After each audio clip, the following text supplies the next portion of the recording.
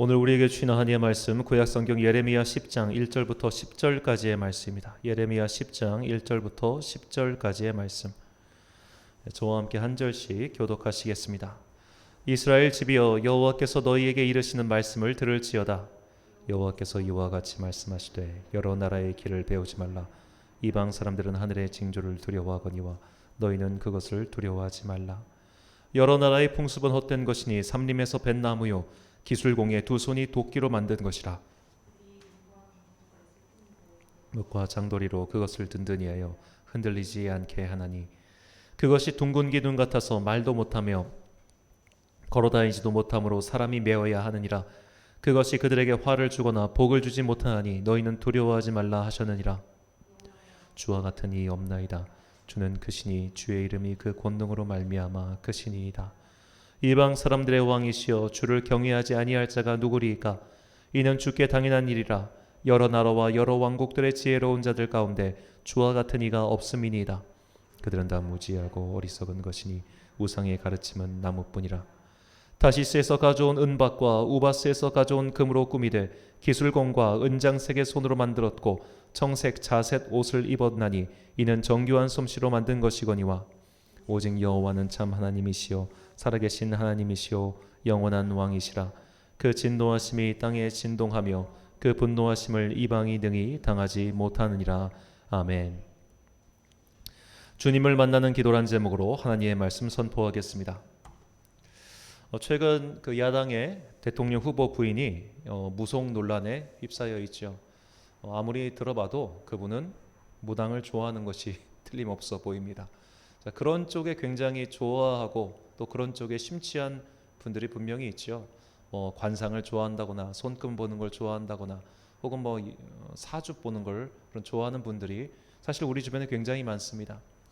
정치인들 가운데 특히 대통령 선거 나오는 분들 중에 이 아버지 혹은 할아버지의 묘자리를 안 옮긴 사람이 없다고 합니다. 다들 풍수지리적으로 좋은 곳 명당 자리를 찾아서 그렇게 저렇게 옮긴다고 하죠. 사실 이런 풍수지리 그런 것들이 처음에는 굉장히 단순하게 출발했습니다. 예를 들어 풍수지리에서 말하는 소위 명당 자리, 그 묘자리 중에 명당 자리는 대부분 양지 마른 곳입니다. 왜냐하면 이 시신이 그런 음지 같은 데 있으면 이게 계속 눅눅하고 해가지고 부패하고 썩고 막 이게 안 좋아요. 그러다 보니까 그냥 볕 잘 들고 양지 마른 곳 그런 곳이 좋은 곳이었고 사람들이 사는 것 또한 마찬가지였습니다. 배산임수라고 하죠. 뒤에 산이 있고 앞에 강이 있는 것. 앞에 강이 있어야 식수를 해결하고 뒤에 산이 있어야 벌목을 해서 겨울을 버티지 않겠습니까? 그런 식으로 사실 굉장히 그냥 인간의 보편적인 그런 여러 가지 축적된 지혜 그런 것들이 처음에는 풍수지리의 출발이었어요. 근데 여기에 이상한 것들이 들어오기 시작하면서 마치 그것이 잘 잡으면 여기가 명당이어서 앞으로 잘 되는 그런 샤머니즘적인 요소들이 결합된 것이죠. 자, 그러다 보니까 이런 샤머니즘적인 것 외에 소위 말하는 그런 주역을 보고 사주를 보는 것들이 사람들에게 그럴듯하게 들리는 이유가 바로 여기에 있습니다. 그럴듯하게 출발했기 때문에 그럴듯하게 들리는 거예요. 처음에 출발은 그럴듯하다 라고 했다가 나중에 뒤로 가면 뒤로 갈수록 이상한 것들이 결합되는 것이 사실 오늘날 무속 신앙이죠. 자, 사람들이 무당에 빠지는 이유는 사실 굉장히 단순합니다. 자, 아무 내 삶에 문제가 없는데 내 삶이 평안하고 즐겁고 행복한데 그런데 무당을 찾아가는 사람은 없어요. 다 나름대로 자기의 나름의 문제를 갖고 갑니다. 자, 문제의 종류를 얘기를 하지 않죠. 그런데 그래 딱 들어갔는데 무당의 첫 마디가 너 어떤 문제 때문에 왔구나 해서 그것과 이것이 맞으면 그때부터 무당의 말을 전폭적으로 신뢰하게 되는 것이죠. 마치 이번에 나오신 어떤 분이 너는 검사할 팔자야 검사해 하니까 계속 검사해가지고 이렇게 그 말이 맞으니까 그다음부터 신뢰하는 것 아니겠습니까? 그러니까 우리가 그런 소위 말해 헛된 우상 숭배, 무속 신앙에 빠져드는 이유는 그들이 나름대로 뭔가를 맞췄기 때문이에요. 그럴듯했기 때문이에요. 내가 뭔가 거기서 효용성을 누려봤기 때문에 자꾸만 그런 것에 빠지게 되는 것이죠. 자, 이런 식으로 해서 우상 숭배에 들어가는 것이 기본적인 도리입니다. 자, 이 원래 어떤 그 제자백과 중에 중국의 제자백과 중에 도가라는 게 있었어요. 노자가 그 원조인데 이 노자가 쓴 도덕경이나 그 노자의 어떻게 보면 후배라고 할 수 있는 장자가 쓴 그 장자의 책을 보면 이것과 그런 어떻게 보면 그런 도인들, 도사, 신선과는 사실 아무런 상관이 없는 일종의 이 세상이 너무나 혼탁하고 막 이러니까 우리는 세상과 좀 등지고 살 거야. 이런 것 이야기만 나오지 어떻게 환단을 제조하면 너희가 불로 장생을 할 수 있고 어떻게 하면 너희가 신선처럼 돼가지고 저 하늘 높이 날아갈 수 있고 어디로 가면 이상한 복숭아가 있으니까 그걸 먹고 이런 식의 이야기는 하나도 나오지 않습니다. 그런데 오늘날 그 소위 말해 도사라고 불리는 사람들, 그런 신선이라고 하는 사람들은 대부분 다 이상한 행동을 하지 않습니까? 자, 그렇게 이상한 행동을 하는데 사람들이 거기에 빠지는 데는 나름의 이유가 있더라는 거죠. 내가 모르는 걸 알았을 때 그들이 뭔가 신기한 말을 할 때 우리는 자꾸만 그런 것들에 빠질 때가 참 많습니다. 사실 이것은 이런 토테미즘 신앙, 무속 신앙뿐만 아니라 기독교인들도 비슷해요. 자, 옛날부터 지금까지 언제 어느 때나 거짓 예언자들은 계속 있었습니다. 근데 이 거짓 예언자들의 예언하는 특징이 있어요. 그 특징을 잘 보면 항상 먼저 무엇을 얘기하면 큰 환란을 이야기합니다. 아, 뭔가 대단한 환란이 있을 거야. 뭐 전쟁이 있을 거야. 뭐 기근이 있을 거야. 뭐 화산 폭발이 있을 거야. 이런 식으로 큰 환란이 있을 거야. 이걸 일종의 사람들한테 공포 심리를 자극해요. 이걸 던진 다음에 그 다음에 조건절이 붙습니다. 그러나 너희가 기도하면 이런 일이 일어나지 않을 거야. 자, 이게 굉장히 빠져나가기 좋은 거예요. 그가 말한 대로 전쟁이 났어요. 그럼 내가 신령한 사람이에요. 그런데 그가 말한 것처럼 지진이나 그런 일이 일어나지 않았어요. 그것은 너희가 기도하고 회개해서 그래요. 자, 이런 식으로 빠져나갈 구멍을 만들어 놓고 이야기를 하니까 사람들이 거기에 현혹되는 겁니다. 모든 사람들은 기본적으로 인간은 다 누구나 다 공포심이 다 있어요.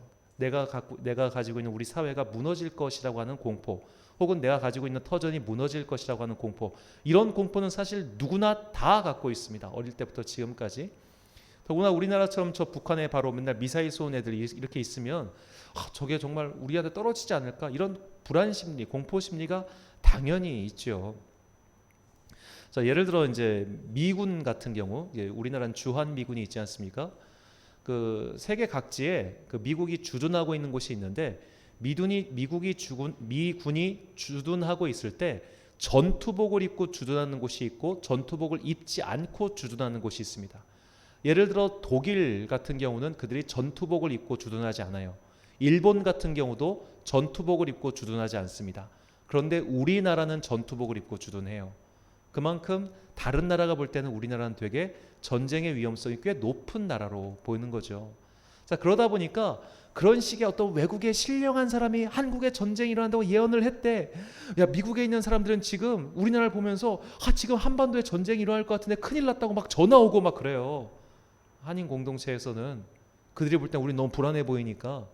자, 그런 식의 틈타서 그럴듯한 말에 현혹되는 그리스도인들이 사실 지금도 굉장히 많습니다.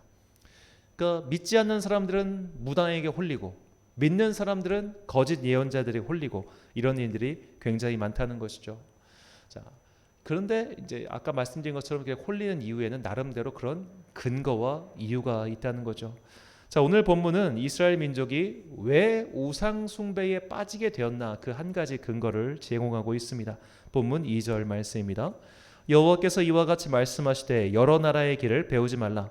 이방 사람들은 하늘의 징조를 두려워하거니와 너희는 그것을 두려워하지 말라. 자, 여기서 이방 나라를 뜻하는 것은 바로 바벨론입니다. 바벨론은 일찍부터 천문학, 즉 별을 보는 학문이 발달했어요. 자, 별을 보는 학문이라는 것은 고대 사회에선 굉장히 소위 말해 첨단 과학이나 다름없었습니다.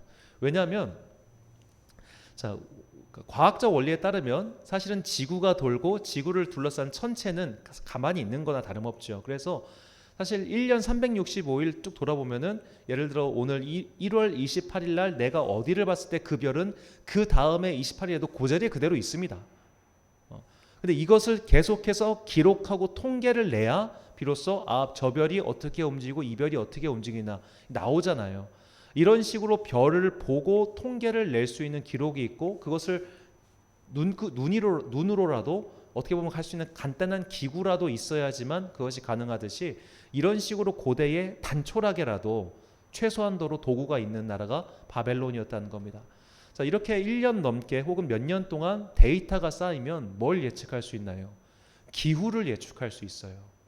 지금쯤이면 어떤 일이 벌어지겠다. 지금쯤이면 비가 오겠다. 지금쯤이면 건기가 시작되겠다. 지금 농사를 지으면 되겠다. 이런 식으로 축적된 데이터가 생겨서 농경 문화가 발달하게 되는 거죠. 자, 이것이 이스라엘 민족에게는 굉장히 신기한 일로 보였습니다. 어떻게 비가 올 줄 알았지? 어떻게 지금부터 이게 될 줄 알았지? 천문학이 발달하니까 이 기후 예측이 가능해진 것을 가지고 이 사람들은 저들이 믿는 신은 비를 내려주는구나. 저들이 믿는 신은 특별한 능력을 갖고 있구나. 이것에 홀린 거예요. 나름 근거가 있었고 나름 사례가 있었기 때문에 그들은 거기에 넘어간 겁니다. 마치 내가 무당 찾아가서 이번에 부적을 받았는데 진짜 그 일이 풀렸어. 무당을 찾아갔는데 어머 세상에 내가 생년월일 말하고 내 이름만 적어놨는데 금세 내 문제를 안 거야. 이런 식으로 경험을 하니까 눈으로 보니까 거기에 홀라당 넘어간 것이죠. 자, 여기에다가 더불어서 그들은 화려한 것에 잠식당하고 말았습니다. 본문 9절 말씀입니다. 다시스에서 가져온 은박과 우바스에서 가져온 금으로 꾸미되 기술공과 은장색의 손으로 만들었고 청색 자색 옷을 입었나니 이는 정교한 솜씨로 만든 것이거니와. 자, 사람이 언제 소위 경외감을 느낄까요? 압도당할 때 경외감을 느낍니다. 압도당할 때. 자, 이제 세계에서 굉장히 큰 건축물들을 딱 가서 보면은 정말 압도당하는구나, 우와 하는 압도당함, 그런 데서 오는 경외감이라는 게 분명히 있어요. 자, 그 스페인 같은 경우는 세계에서 가장 큰 성당이 많습니다. 그 스페인의 그런 큰 성당에 들어가서 안에 들어가 보면 정말 화려하기가 이를 데 없어요. 특히 재단이 전부 금이에요. 다 금칠하고 모든 게 다 금입니다. 그렇게 화려한 것들을 다 봤을 때 예를 들어 평민들, 보통 백성들이 그것이 어떻게 보였을까요? 우와, 저것이 교회의 권위구나, 저것이 신의 권위구나라고 압도당하지 않았겠습니까?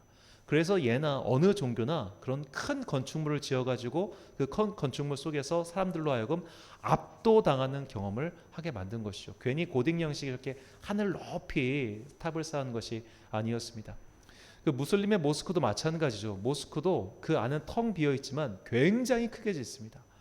특히 이슬람 건축 양식은 정말 아름다워요. 가서 보면은 진짜 압도당합니다. 자, 오늘날 중국인들이 가끔씩 그런 거대한 불상을 만들고 그런 것들을 하는 이유는 그런 종교적인 경외감을 느끼게 하기 위해서죠.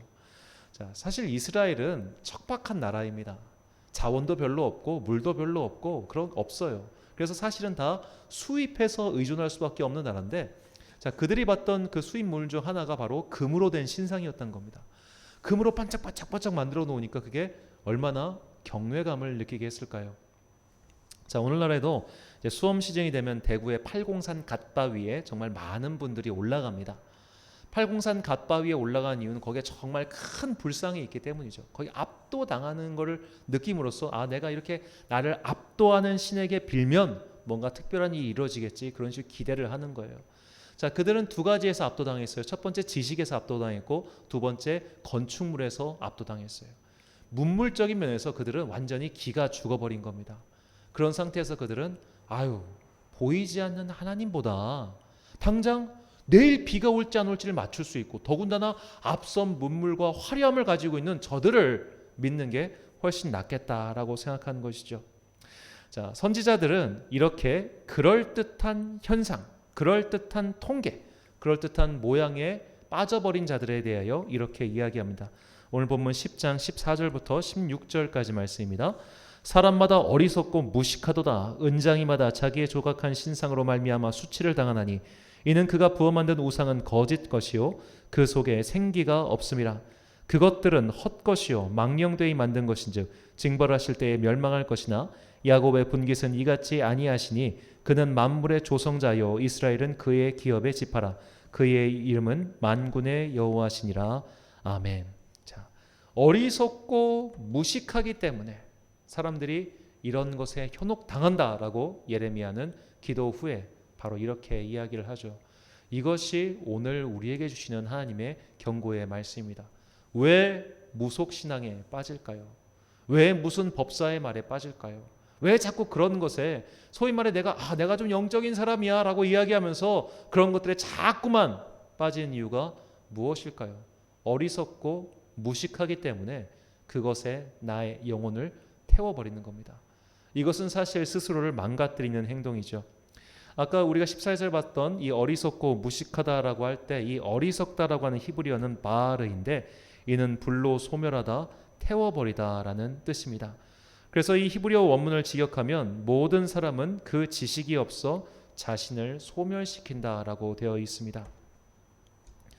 자, 무당에 빠진 사람은 스스로를 소멸시키는 사람입니다. 우상 숭배에 빠진 사람은 자기 자신을 불로 태워버립니다. 그들은 정말로 자신을 태워버렸죠. 그래서 우리가 그 갈멜산에서 엘리야와 나머지 그 바알을 숭배하는 그 선지자들의 대결을 보면 그들이 자신의 몸을 막 치고 피를 흘리고 그런 행동을 벌이지 않습니까? 그들은 자신을 태웠습니다. 그렇게 또 진짜로 자기의 사람, 인신공양이라고 하죠. 그렇게 태워버렸죠. 자, 오늘날에도 그렇게 인신공양을 하시는 분들이 있어요. 얼마 전에 이제 그 우리나라 승려 분들이라고 해야 되나, 스님들이라고 해야 되나, 스님들께서 그 데모를 크게 좀 집회를 하셨습니다. 승려 대회를 열었는데 뭐 그것은 여러 가지 좀 원인이 있어요. 였는데 이제 어떤 분께서 내가 인신 공양을 하겠다고 하신 거예요. 이 정부의 탄압에 맞서서 내 몸에 휘발유를 붓고 나를 태워서 부처님께 드리겠다라고 했답니다. 그래서 이제 사람들이 뜯어 말리니까 그럼 내 손가락이라도 잘라가지고 이걸 소지공양이라고 합니다. 소지공양. 이걸 잘라가지고 이걸 태워서라도 부처님께 드려서 우리의 간구를 아뢰겠다, 그런 말을 하는 거예요. 와, 이게 참 얼마나 어이없는 일인지. 근데 이게 또 사례가 있습니다. 실제로 그 베트남이 내전에 벌어졌을 때 이 베트남에서 굉장히 존경받는 어느 승려분께서 자기 몸에 휘발유를 붓고 자기를 불로 태운 거예요. 이 독재 정권에 항거한다고 하면서. 자, 이런 게 좀 그렇죠. 자, 우리는 그런 식으로 내가 어리석고 무지해, 즉 하나님이 어떤 분인지 모를 때, 그리고 하나님께서 다스리시는 이 세상이 어떤 세상인지 모를 때 스스로를 불태운다는 거예요.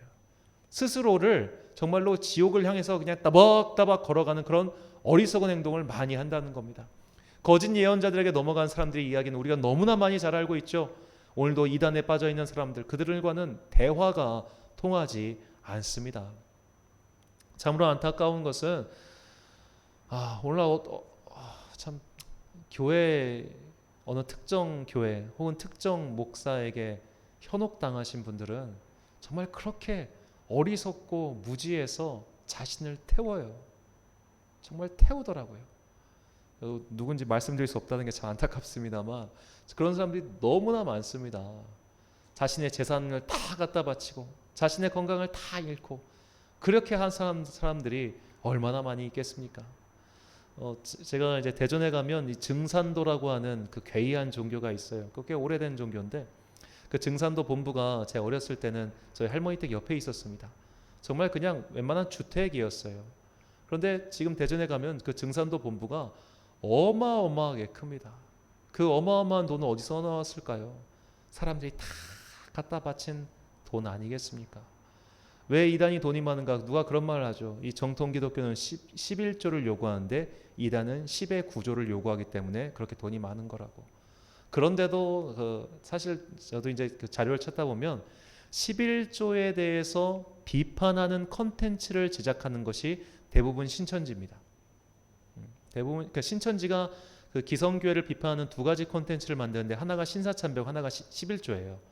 이 두 가지를 가지고 한국 개신교회는 옛날에 신사참배했다. 얘네들은 그래서 가짜다. 한국 개신교회는 지금도 11조를 요구한다. 그래서 걔네들은 가짜다. 요거를 이렇게 공격하거든요. 신천지 걔네들 그 돈 다 어디서 났겠습니까?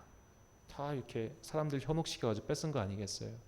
자, 정말로 하나님에 대해서 바로 알면 이런 것에 대해서 현혹당하지 않는데 저것이 틀렸고 또는 저것이 저와 가지고 있는 저 지식이라고 하는 것이 저들에게서 비롯된 것이 아니라 악한 것에서 비롯된 것인 것을 우리가 구분할 수 있는데, 결국 우리가 이런 것에 현혹당하고 있는 이유는 하나님을 제대로 알지 못하기 때문이죠. 그래서 호세아 선지자는 이렇게 얘기합니다. 호세아서 4장 6절 말씀. 내 백성이 지식이 없음으로 망하는도다. 내가 지식을 버렸으니 나도 너를 버려 내 제사장이 되지 못하게 할 것이요 내가 내 하나님의 율법을 잊었으니 나도 내 자녀들을 잊어버리리라. 아멘. 자, 유다 백성들이 지식이 없어 망했습니다. 그런데 지식이 없어 망하게 된 첫 번째 원인이 제사장들이 바로 그 지식이 없었기 때문이죠. 제사장들이 그 눈에 가려버리니까 하나님의 지식을 알지 못하게 됐어요. 그렇다면 그들은 왜 또 이렇게 하나님의 지식을 몰랐느냐? 아까 말씀드린 것처럼 헛된 것들에게 넘어갔으니까. 하나님을 아는 지식보다 저들의 지식이 더 많네? 하나님의 지식을 따라서 사는 것보다 저 우상 숭배자들의 지식을 따라 사는 것이 더 성공하네? 그럼 우리 저거 해야겠네. 무당의 목사의 말을 듣는 것보다 무당의 말을 들으니까 더 성공했네? 그럼 나도 무당의 말을 들어야지. 결국 보는 눈이 세상을 향해 있다 보니까 하나님의 지식은 온데간데 없이 사라지고 그런 헛된 것들에게 쏠려서 헛된 것들에게 빠져서 살다가 망하게 되었도다. 이것이 호세아 선지자가 하나님의 지식 없음에 대해서 우리에게 말하고 있는 것이죠. 결국 하나님의 지식이 없는 것은 내가 헛된 것에 눈이 빠져 있기 때문입니다. 내 눈이 허망한 것을 보고 있기 때문에, 내 눈이 헛된 것들만 보고 있기 때문에 거기에 빠져들어가는 거죠. 자, 우리가 뭐라고 해야 될까요? 일종의 확증 편향이라고 해야 될까요? 예를 들어 어떤 사람이 있어요. 그 사람을 쟤는 분명히 범죄자일 거야 라고 쳐다보면은 그 사람의 모든 행동이 범죄자처럼 보입니다. 이게 확증 편향입니다. 그 사람이 저 사람은 착한 사람일 거야 라고 생각하고 보면은 모든 행동이 다 착해 보여요. 왜 사기꾼들이, 여러분, 나쁘게 생긴 사람이 사기꾼을 하겠습니까? 사기꾼은 정말 다들 괜찮게 생겼겠죠. 그러니까 사기꾼을 하는 거 아닙니까? 우리가 그렇게 보면은 다 그렇게 보이는 거예요. 우상 숭배에 빠진 사람들은 그 말이 다 맞게 보여요. 그러다 보니까 하나님에 대한 지식보다 그것만 보이기 시작하는 겁니다. 그러므로 우리가 이런 헛된 것들에 빠지지 않기 위해서는 내 안에 주님이 계셔야 돼요. 주님의 영이 있어야 우리는 그런 것들을 보지 않고 하나님의 마음과 하나님의 시선을 가지고 이 땅을 살아갈 수 있는 겁니다. 그렇다면 우리는 어떻게 해야 주님을 알 수 있을까요? 예레미야 22장 16절 말씀 우리 같이 한 목소리 읽겠습니다. 시작. 그는 가난한 자와 궁핍한 자를 변호하고 형통하였나니 이것이 나를 알미 아니냐? 여호와의 말씀이니라. 아멘. 자, 여기 이 본문은 정말 우리에게 중요한 신앙의 진리를 가르쳐 줍니다. 아까 우리가 기도에 시작할 때 찬양 두 곡 불렀죠. 형제의 모습 속에 보이는 하나님 형상 아름다워라. 사랑의 나눔이 있는 곳에 하나님께서 계시도다. 형제의 모습 속에, 즉 인간의 모습 속에 어떻게 하나님이 계시겠습니까? 하나님은 거기 없죠. 우리가 사람 모습을 잘 보세요. 보이는 것은 전부 다 시궁창 같고 더럽고 추하고 악한 것만 보이는데 어떻게 거기서 하나님의 모습을 볼 수 있냐, 이 말입니다. 이게 소위 말해 콩깍지가 씌인 거예요. 은혜의 콩깍지. 은혜의 콩깍지가 씌이니까 그가 하는 그 속에, 그 추한 모습 속에도 아직 남아있는 그 선한 양심, 아직 남아있는 하나님을 향한 열정이 보이는 겁니다. 내가 은혜의 콩깍지가 씌면 그게 보여요. 그리고 그로 말미암아 이것이 계속 확대 재생산됩니다. 은혜가 계속 넘치게 되는 거예요. 사랑하다 보니까 사랑할 수 있게 되는 거예요. 내가 사랑할 수 있어서 사랑하는 게 아니라 사랑하다 보니까 사랑할 수 있게 되는 거예요. 은혜가 넘쳐서 은혜를 베풀어 주는 것이 아니라 은혜를 주다 보니까 내 안에 다시 은혜가 생기는 거예요. 이것이 하나님을 알아가는 방법입니다. 우리가 정말로 희생하고 봉사하고 사랑하고 용서할 때 우리는 더 깊이 하나님을 만나게 돼요. 하나님, 내가 저 사람을 사랑할 수 있게 해주세요. 내가 저 사람을 용서할 수 있게 해주세요. 일단 내가 먼저 성령 충만해서 저 사람을 용서하고 난 후에 그를 보게 해주세요. 이게 아니라 하나님, 내가 오늘 저 사람을 사랑하도록 노력해 보겠습니다. 오늘 내가 저분을 용서하도록 노력해 보겠습니다. 그러니 주님, 저 사람 안에 선한 그 조각을 볼 수 있게 해주세요. 그래서 저 사람과 내가 이 교회 안에서 서로 믿음의 교제를 나눌 수 있게 해주세요라고 기도할 때 그 안에 하나님께서 계시고 우리는 그로써 이것이 하나님이구나 알게 된다는 거죠. 오늘날 수많은 교회들이 왜 그 안에서 서로 싸우고 미워하겠습니까? 제가 새벽에도 말씀드렸지만 왜 우리가 그렇게 식탁에서 반찬 갖고 싸우고 누가 더 김치를 가져갔네 안 가져갔네 하고 섭섭해하고, 정말 진짜 떡 갖고 그 교회에서 나눠주는 떡 갖고 나는 하나 받았는데 너는 왜 2개 받았냐 이거 갖고 싸우는 그 모습 보면은 정말 막 천불이 올라와요. 천불이 올라와. 그 떡이 뭐라고. 진짜 그 주일날 반찬할 때 이렇게 겉절이 같은 거 담지 않습니까? 이거 누가 더 갖고 가냐고. 세상에 김권사가 그 겉절이 지가 다 갖고 갔다? 어머 세상에 이거 갖고 막 미워하고 증오하고, 와 진짜 안 본 사람 안 봤으면 말을 말라고. 저게 권사인가?